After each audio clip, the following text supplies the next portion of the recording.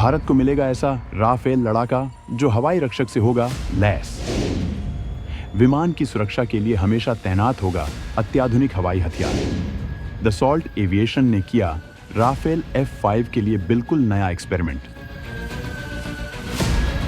दोस्तों, हाल में ही इजराइल ने अपने दुश्मन हिजबुल्लाह के चीफ नसरल्लाह को उड़ाने के लिए अमेरिका से हासिल किए गए 5वीं पीढ़ी के F-35 विमानों का इस्तेमाल किया। इन विमानों की दमदार क्षमताओं को देख दुनिया ने दांतों तले उंगलियां दबा लीं। ये दुनिया के बेहतरीन लड़ाकू विमान माने जाते हैं। स्टील्थ क्षमताओं से लैस इन विमानों को इंटरसेप्ट करना नामुमकिन माना जाता है। लेकिन सवाल ये है कि भारत के पास क्या ऐसी क्षमताओं वाला लड़ाकू विमान है? तो भारत के पास फिलहाल ऐसा विमान तो नहीं है, लेकिन वो ऐसी क्षमताओं वाला घातक विमान एमका तैयार कर रहा है, जबकि पूरी संभावना है कि भारत अपने पुराने रक्षा पार्टनर फ्रांस से 100 से ज्यादा एडवांस वर्जन राफेल खरीद सकता है। लेकिन भारत के लिए एक खुशखबरी ये है कि फ्रांस राफेल का F5 वर्जन बनाने में जुटा है। ये अमेरिका के F-35 से कई गुना घातक है। इसे लेकर ताजा खबर ये है कि फ्रांस इस विमान को घातक हवाई सुरक्षा कवच से लैस कर रहा है। मतलब इसे आसमान में इंटरसेप्ट कर पाना नामुमकिन होगा, जबकि ये दुश्मन के लिए काल साबित होगा। फ्रांस भारत को अपने इस विमान का ऑफर दे सकता है, क्योंकि वो पहले ही भारत में राफेल विमानों के मेंटेनेंस की यूनिट बनाने में जुट गया है। तो आइए जानते हैं फ्रांस के इन विमानों की तमाम घातक क्षमताओं के बारे में। अत्याधुनिक ड्रोन आसमान में करेगा राफेल एम की हर वक्त सुरक्षा। स्टील्थ तकनीक वाले इस विमान का सामना करना होगा नामुमकिन।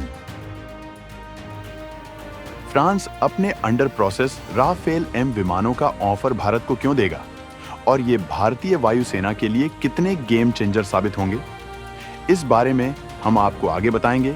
लेकिन इससे पहले आपको ये जानना बेहद जरूरी है कि ये विमान कितना ताकतवर हो सकता है। फ्रांस अपने इस विमान को अत्याधुनिक क्षमताओं से लैस कर रहा है।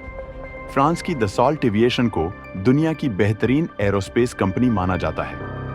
ये कंपनी इस मामले में इतनी ताकतवर है कि खुद अमेरिका की लॉकहीड मार्टिन भी इससे खौफ खाती है। स्टेल्थ विमानों के मामले में फ्रांस अमेरिका के F-35 को अब टक्कर देने के मूड में है। दरअसल डिफेंस व्यापार फ्रांस का बहुत बड़ा बिजनेस है, लेकिन अमेरिका ने कई देशों के वैज्ञानिकों की मदद से F-35 जब बनाया तो ये विमान पूरे यूरोप से लेकर दुनिया भर में सबसे ताकतवर विमान बन गया। दुनिया के कई ताकतवर देश इस विमान का इस्तेमाल करते हैं। इस विमान की वजह से फ्रांस की दसॉल्ट एविएशन को बड़ा झटका लगा, क्योंकि इसके आ जाने की वजह से उसके राफेल प्रोजेक्ट की कामयाबी के बाद भी ये दुनिया के बाजार में जगह नहीं बना पा रहा था। हालांकि जब इसे भारत ने फ्रांस से खरीदा, इसके बाद दुनिया के कई देशों ने इसके लिए ताबड़तोड़ डील की। फ्रांस भारत की ताकत को देखते हुए उसे तमाम ऐसे ऑफर और सुविधाएं दे रहा है जिससे भारत विमानों के सौदों के लिए उसके विमानों का ही सिलेक्शन करे। और अब वो दुनिया में स्टेल्थ विमान की जरूरतों को देखते हुए राफेल एम को बना रहा है, जिसे वो F-35 से बेहद घातक बना रहा है, जिससे दुनिया F-35 को छोड़कर उस विमान को खरीदे। इन विमानों को फ्रांस एक ऐसे घातक लड़ाकू ड्रोन से लैस कर रहा है जो हर पल आसमान में उसकी सुरक्षा को मौजूद रहेगा। ये ड्रोन आसमान में विमान के साथ ही उड़ेगा। मतलब ये बेहद शक्तिशाली होगा, क्योंकि एक लड़ाकू जेट की स्पीड ORR क्षमताओं की बराबरी करना बेहद डिफिकल्ट मामला है। ये एक अनमैन्ड विमान ही होगा। इसे फ्रांस के न्यूरॉन ड्रोन के प्रोजेक्ट की तरह ही तैयार किया जा रहा है। इस UAV के अंदर ही पेलोड लगा होगा। ये ड्रोन ऑटोमेटिकली भी उड़ सकेगा, जबकि विमान का पायलट भी इसे कंट्रोल कर सकेगा।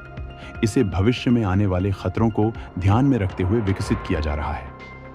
कंपनी ने इस किलर ड्रोन के बारे में कोई और जानकारी नहीं दी है, लेकिन एक्सपर्ट्स के मुताबिक ये ड्रोन आसमान में तमाम चुनौतियों को तबाह करने की क्षमता रखेगा, जिसके बाद राफेल आसानी से परमाणु मिशन को पूरा कर सकेगा।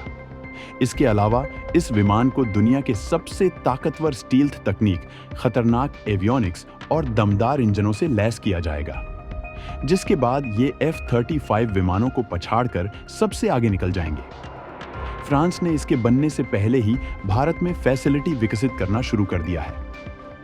फ्रांस भारत से हासिल करना चाहता है विमानों का ऑर्डर। नोएडा में लगा रहा घातक राफेल विमानों की मेंटेनेंस यूनिट। भारत को अपनी वायुसेना के लिए सैकड़ों की तादाद में लड़ाकू विमानों की जरूरत है। ऐसे में वो दमदार विकल्प की तलाश में है जो उसकी सारी शर्तों में फिट हो सके। पिछली बार ही राफेल विमानों के लिए भारत की डील के बाद फ्रांस को ये समझ में आ गया कि भारत के साथ डील करना कितना फायदेमंद हो सकता है। उसे ये बात समझ में आ गई कि पूरी दुनिया की नजर भारत की रक्षा पॉलिसी पर होती है। ऐसे में अगर भारत जैसा ताकतवर देश उससे कोई हथियार खरीदता है तो उसकी गुडविल और उसका बाजार जबरदस्त हो जाता है। इसी वजह से फ्रांस ने भारत को सबसे खास स्पेस देना शुरू किया, हर तरह से समर्थन देना शुरू किया। अंतर्राष्ट्रीय नीतियों में न चाहते हुए भी भारत का पक्ष लिया। फ्रांस की सरकार अपने फायदे के लिए ये सब कुछ भारत के दबाव में भी कर रही है, क्योंकि पीएम मोदी की एक खास पॉलिसी ये भी है कि अगर वो किसी के साथ कोई डील करते हैं तो उसके बदले उसे वैश्विक राजनीति में भारत को समर्थन देना होता है। फ्रांस में इस वक्त मैक्रान एक लिबरल नेता हैं, जो आतंकियों के मानवाधिकार जैसी बेसलेस चीजों का समर्थन केवल एक खास कम्युनिटी का वोट हासिल करने के लिए करते हैं, जबकि पीएम मोदी गुड टेररिज्म और बैड टेररिज्म का पुरजोर विरोध करते हैं। प्रधानमंत्री मोदी को एक राष्ट्रवादी नेता के रूप में पूरी दुनिया में जाना जाता है, जिसे लिबरल जमात दक्षिणपंथी कहता है। बीते लोकसभा चुनावों में तमाम एजेंसियों ने दावा किया था कि फ्रांस ने अंदर ही अंदर नरेंद्र मोदी के खिलाफ काम किया था, लेकिन एक देश के रूप में फ्रांस के साथ भारत के पुराने रिश्ते हैं। वो रूस के बाद भारत का सबसे बड़ा रक्षा सहयोगी है। ऐसे में एक कस्टमर को खुश रखना उसकी नेशनल पॉलिसी है। पीएम मोदी फ्रांस सहित तमाम देशों की इस नब्ज को समझते हैं और वो इसका भरपूर इस्तेमाल देश हित में करते हैं। फ्रांस मौजूदा भारत सरकार की नीतियों को समझते हुए किसी भी तरह से भारत के बड़े ऑर्डर को हाथ से निकलने नहीं देना चाहता है। इसी वजह से वो पहले ही राफेल एम के लिए भारत में मेंटेनेंस यूनिट लगा रहा है।